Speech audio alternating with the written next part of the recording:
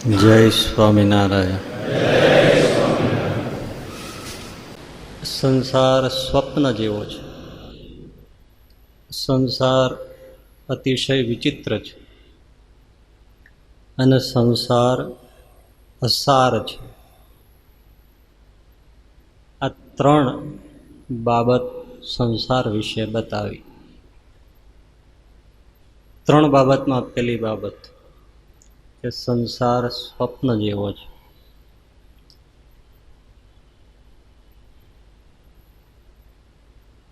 તમે પહેલી જનક મહારાજની વાત સાંભળી હશે કે જનક મહારાજ પોતાના રાજમહેલમાં ઓઢ્યા છે. દોપહરનો સમય છે અને એમાં એને સ્વપ્ન આવે છે.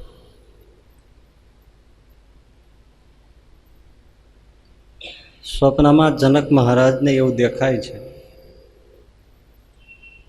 કે મિથિલા નગરી ઉપર કોઈ વિશાળ સૈન્ય લઈને દુશ્મન રાજા ચડાઈ કરે છે.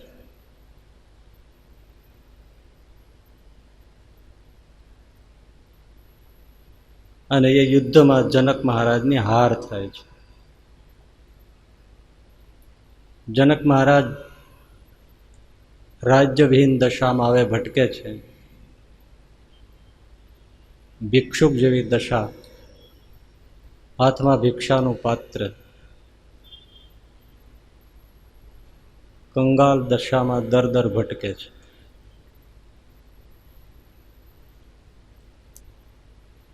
કપડાં જીર્ણ શીર્ણ છે, શરીર પણ મેલથી ખરડાયેલું છે, બાલ વધી ગયા છે, ભૂખ તરસ પીડે છે. એમાં એક દિવસે ખૂબ ભૂખ લાગી છે, તરસ લાગી છે, પણ ક્યાંય ખાવા પીવા મળ્યું નથી. સ્વપ્નમાં થાય છે કે દૂર એક નગર દેખાય છે, ત્યાં પહોંચી જાવ તો મને આ સાંજ પડતા પડતા થોડું ભોજન મળે. ઉતાવળા ચાલે છે, નગરને દરવાજે પહોંચે છે. એ જ વખતે એ નગરના દરવાજા બંધ થાય છે. દ્વારપાલને જનક મહારાજ કરગરે છે કે મને બહુ જ ભૂખ લાગી છે, મને થોડું જમવાનું આપો, મને નગરમાં જવા દો. દ્વારપાળ એને અટકાવે છે કે હવે નગરના દરવાજા બંધ થયા પછી અંદર કોઈથી ન જવાય. જનક મહારાજ કરગરે છે કે હું બહુ જ ભૂખ્યો છું, કેટલાય દિવસથી ખાધું નથી, મને કંઈક જમવાનું આપો. ને પેલો દ્વારપાળ પોતે થોડી ખીચડી દયાને વશ થઈને લાવે છે અને ભિક્ષુક જેવા જનક મહારાજના પાત્રમાં ખીચડી નાખે છે.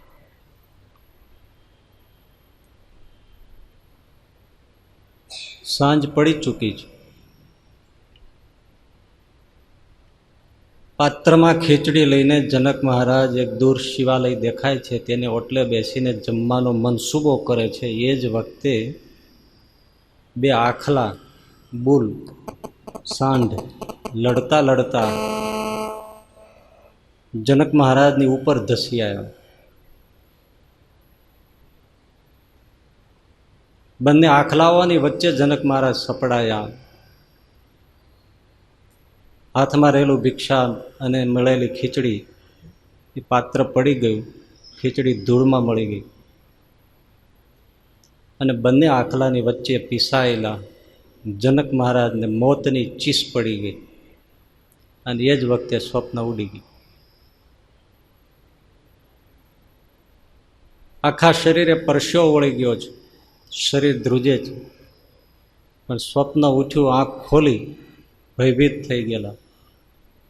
ત્યાં તો સેવકો પંખાઓ વીંજતા હતા, ચમર ઢોળતા હતા. મહારાજને ઝબકીને જાગેલા જોઈને અનુચરો જય હો મહારાજા મિથિલાપતિ, જનક મહારાજની જય હો. જનક મહારાજ વિચારમાં પડી ગયા કે આ શું? મને સ્વપ્ન આવ્યું તો હું ભિખારી થયો તો એ સાચું, કે હવે ભિખારીને સ્વપ્ન આવ્યું છે કે જનકનો મિથિલાનો મહારાજ જનક છું? કોને સ્વપ્ન આવ્યું છે? હમણાં ભિખારી હતો એ સાચું, કે અહીંયા જયનાથ થાય છે એ મિથિલાપતિ જનક એ સાચું?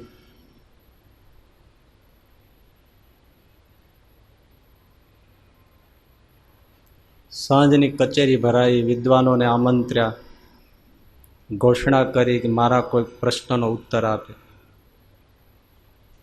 પ્રશ્નમાં જનક મહારાજ એટલું જ પૂછે કે આ સાચું કે એ સાચું.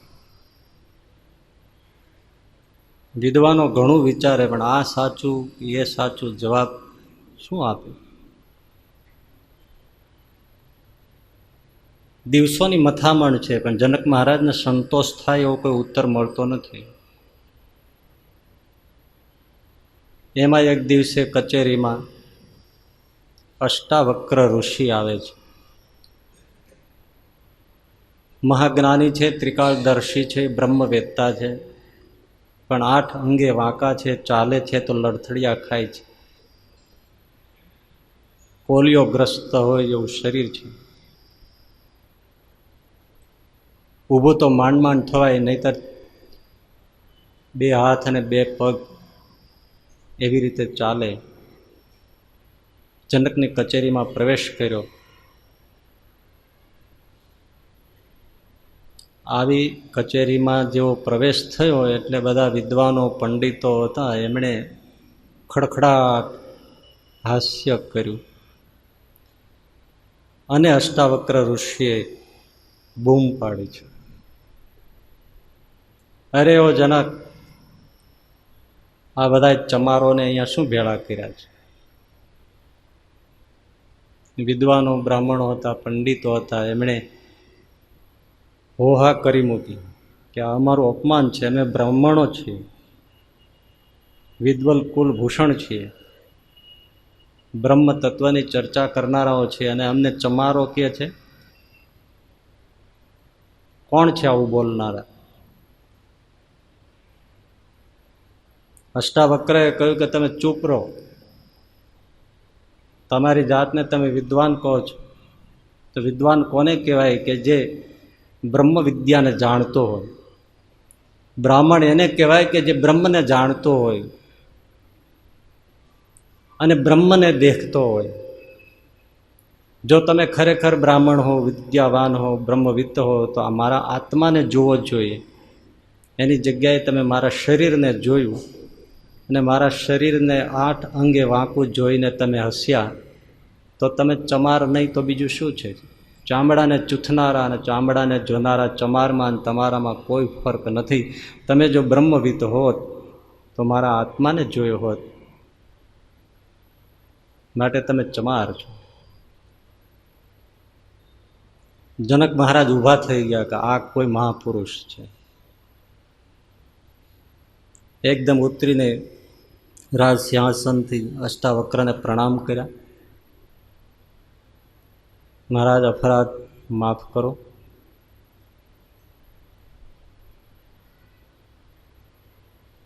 આદરથી આસન ઉપર બેસાડ્યા, પૂજન કર્યું.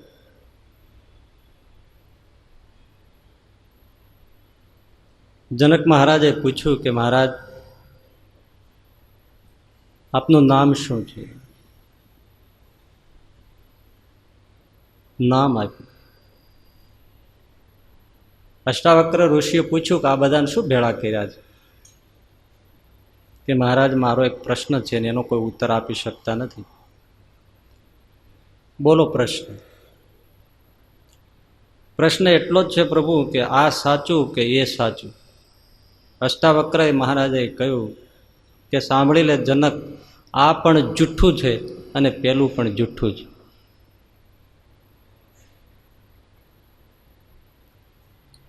જનક મહારાજ કે પ્રભુ આમાં શું ઉત્તર થયો હતો? કે ઉત્તર એ જ, તમે બપોરના સૂતા હતા તો ત્રિકાળદર્શી હતા, પેલા બધા થોથા પંડિત હતા. તમે બપોરના સૂતા હતા, સ્વપ્ન થયું, ભિખારી થયા, ખીચડી પડી ગઈ, જીવ બચાવીને માંડ ભાગ્યા, અને તમને પ્રશ્ન ઉઠ્યો છે કે હું ભિખારી હતો એ સાચું કે મહારાજા જનક છું એ સાચું? પ્રશ્ન આ જ છે ને? તો હા મહારાજ. ફરીથી પગ પકડી લીધા. પ્રભુ આજે તમે સાચો ઉત્તર આપ્યો. બધા વિદ્વાનોના મોઢા પણ કાળા શાહી થઈ ગયા કે આ ત્રિકાળદર્શી છે. એટલે સાંભળી લે જનક, તમે ભિખારી થયા હતા એ સ્વપ્ન એ પણ ખોટું, અને અત્યારે તમે જેમ મિથિલાના નગરપતિ મહારાજ છો જનક એ પણ ખોટું. બંને સ્વપ્ન છે, બંને મિથ્યા છે, બંને જૂઠ છે. તો મહારાજ સાચું શું? તો કે સાચું એ કે બ્રહ્મ તત્વ છે, આત્મા અને પરમાત્મા સિવાય બધું મિથ્યા છે. મહારાજ પ્રભુ મને આત્માનો ઉપદેશ આપો. અષ્ટાવક્ર તરત ચાલતા થયા કે આવી ભરી કચેરીમાં એ બ્રહ્મ વિદ્યાનો ઉપદેશ ન થાય. સાંભળવું હોય તો મારી પર્ણકુટીએ બ્રાહ્મ મુહૂર્તમાં આવજો, પણ સમ્રાટ મટીને આવજો તો બ્રહ્મ વિદ્યાનો ઉપદેશ આપીશ. અષ્ટાવક્ર ચાલતા થઈ ગયા. બીજે દિવસે જનક મહારાજ સાદા વેશમાં જિજ્ઞાસુ થઈ અષ્ટાવક્રની પાસે ગયા. સાદર ગુરુને પ્રણામ કરીને બેઠા. અષ્ટાવક્ર મહારાજ હવે એનો ઉપદેશ આપે છે જનક મહારાજ. મહારાજ આંખો મીચો, વિચાર કરો તમે કોણ છો. વિચાર કરો હું કોણ છું, હું કોણ છું એનો વિચાર કરો. ફરીથી વિચારો. તમે ભૂલી જાઓ કે હું મિથિલાપતિ જનક છું. તમે પૃથ્વી નથી, જળ નથી, તેજ નથી, વાયુ નથી, આકાશ નથી. એના પંચીકરણથી થયેલું આ શરીર એ તમે નથી. આંખ નથી, કાન નથી, વાણી નથી. જનક મહારાજ તમે મન નથી, બુદ્ધિ નથી, ચિત્ત નથી, અહંકાર નથી. તમે શુદ્ધ ચૈતન્ય સચ્ચિત આનંદ સ્વરૂપ એવો આત્મતત્વરૂપ એ તમારું સ્વરૂપ છે. વૃત્તિને અંતર્મુખ કરો, ચિંતન કરો, ખોજો, વિચારો. બધા ઉપરના આવરણોને છોડો. હું કોણ છું વિચારો. બસ આ ઉપદેશ અષ્ટાવક્ર આપતા રહ્યા. જનક મહારાજ પિતા રહ્યા, અને થોડા જ કાળમાં જનક મહારાજ સર્વ દેહ ભાવથી પર થઈને વિદેહી જનકની સ્થિતિ પ્રાપ્ત કરી ચૂક્યા. અને જે ઉપદેશ આપ્યો એ અષ્ટાવક્ર ગીતા જે આજે પણ ઉપલબ્ધ છે. પ્રશ્ન ઉઠ્યો એમાંથી કે સ્વપ્ન કયું, શું સાચું?